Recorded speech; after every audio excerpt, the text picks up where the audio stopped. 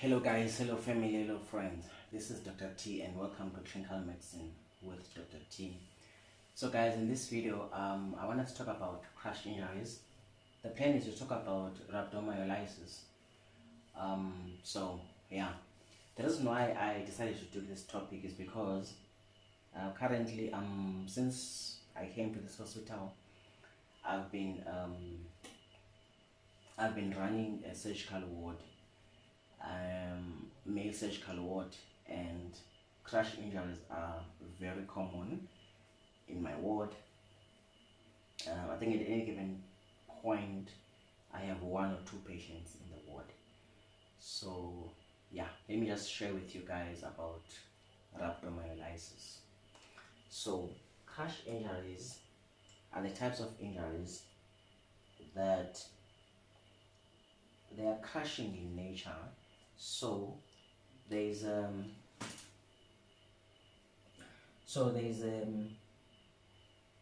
are physical injuries.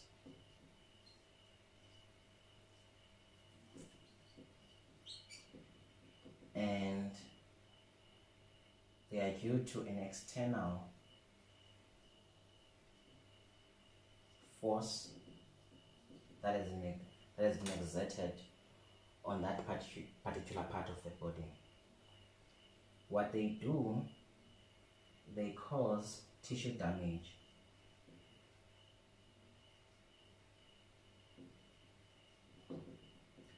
And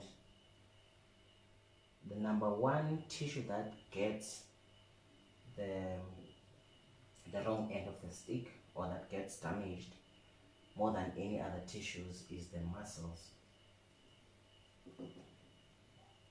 So when someone is beaten up or that force has been exerted on their part of the body, it's usually the areas in the body that have got big muscles. It's areas like the back, the abdomen, the thighs. These are the three common ones.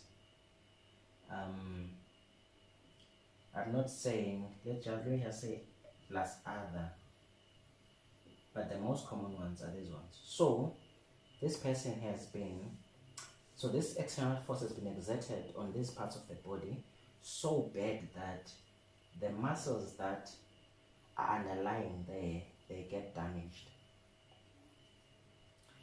And crush injuries, they don't really damage the skin. They don't open up the skin. Let me put that way. They don't open up the skin. It's not like your stab wounds, your lacerations, and all the other types of wounds that you get the skin being torn and opened. Usually the skin remains intact, but they still bleeding under the skin from that bleeding muscle. So they get bruises.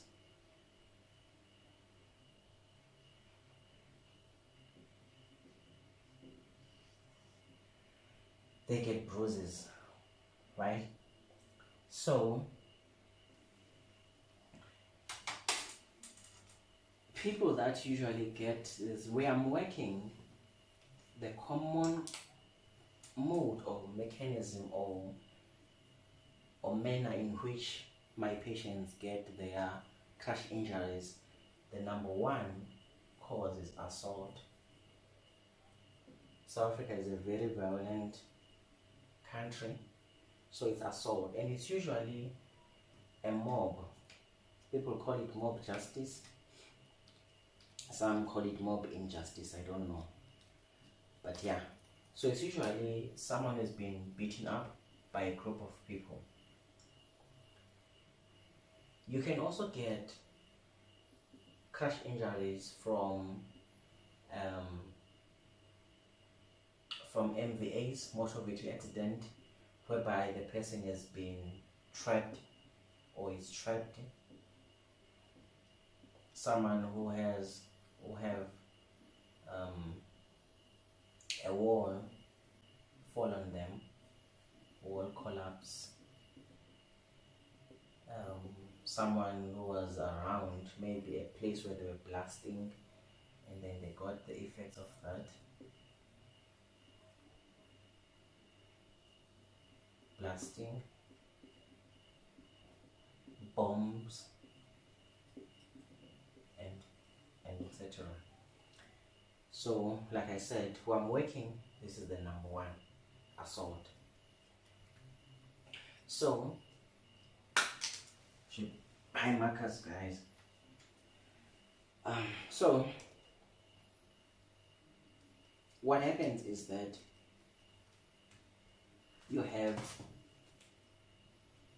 got this person, say this is the back, and they've been assaulted like badly. They're just full of bruises on the back. Now the muscles under that, they get damaged.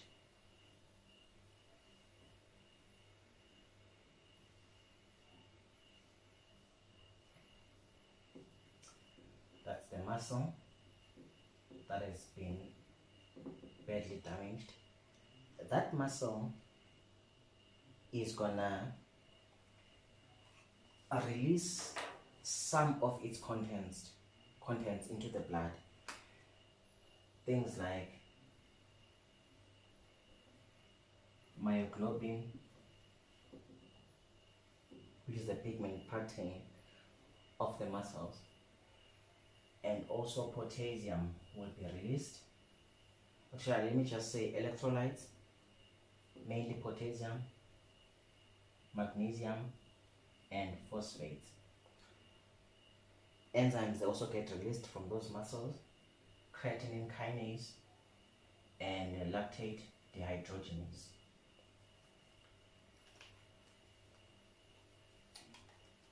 These are very, very important. These three. We use them to diagnose, to predict complications, and to tell how bad is the crash injury for the patient, right? Okay, so potassium is an intracellular cation. So when it's released into the circulation to the extracellular space, it will cause hyperkalemia.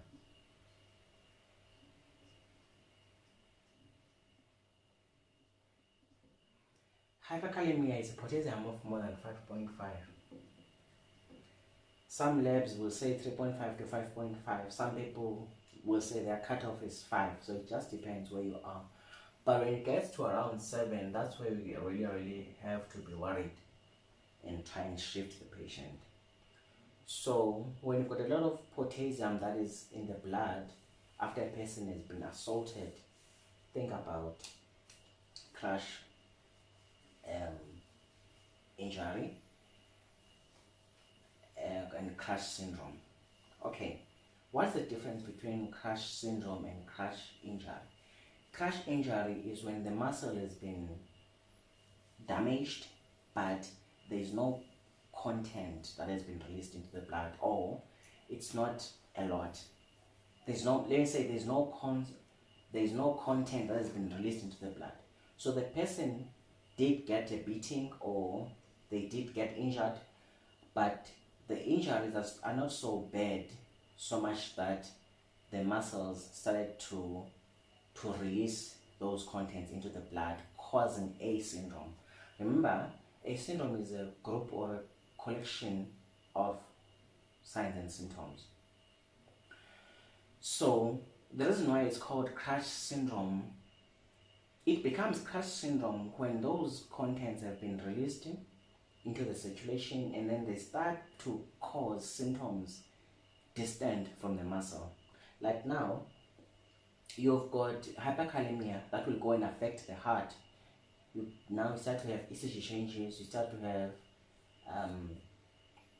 atrial fibrillation, you start to have all the complications that come with hyperkalemia. So it's a distant complication, but it's because of that muscle that is releasing that potassium.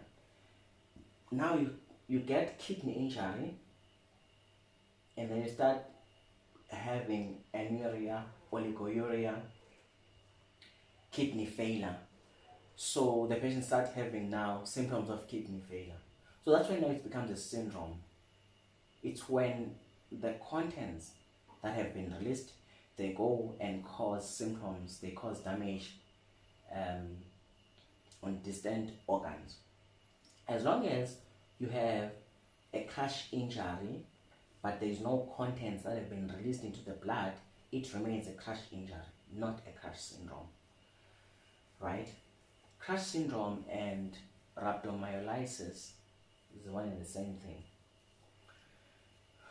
Okay, so one thing that you should expect is hyperkalemia, and because you've got a muscle that is releasing a lot of CK, so you are going to have an increased CK in the blood serum.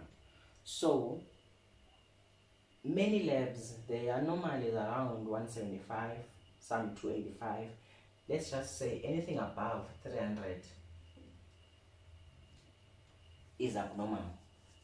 But we really start to get worried when you've got a CK that is above 1,000. I've had patients with CKs of 2,000, 5,000. So, and the amount of CK that is in the blood, it correlates with the amount of muscle damage or the extent of muscle damage. So that's CK. Now, let's talk about myoglobin.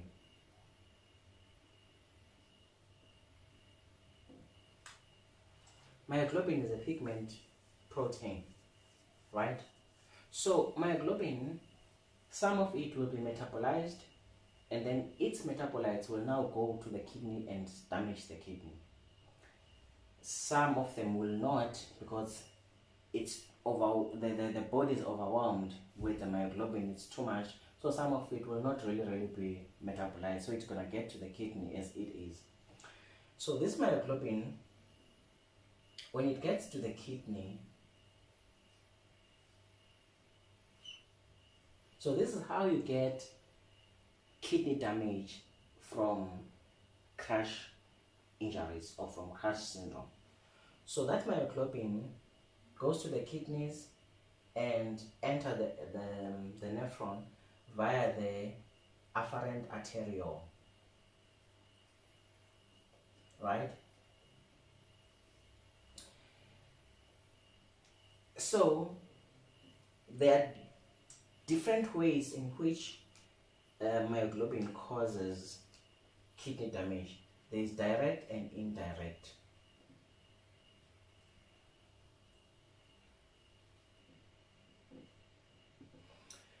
So when it comes to direct, myoglobin is itself nephrotoxic.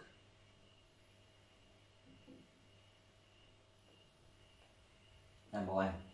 The indirect ways is it causes vasoconstriction of the afferent arteriole.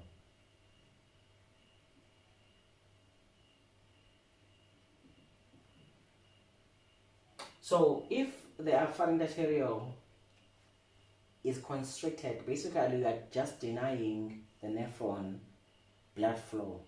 So you are gonna get AKI from that, because you have created like a pre-renal failure kind of a situation. Because if you're gonna deny the nephron blood flow, you are creating pre-renal failure. So vasoconstriction is not good. One of the other ways, these myoglobins, they when they are a lot, they form stones, which tends to obstruct the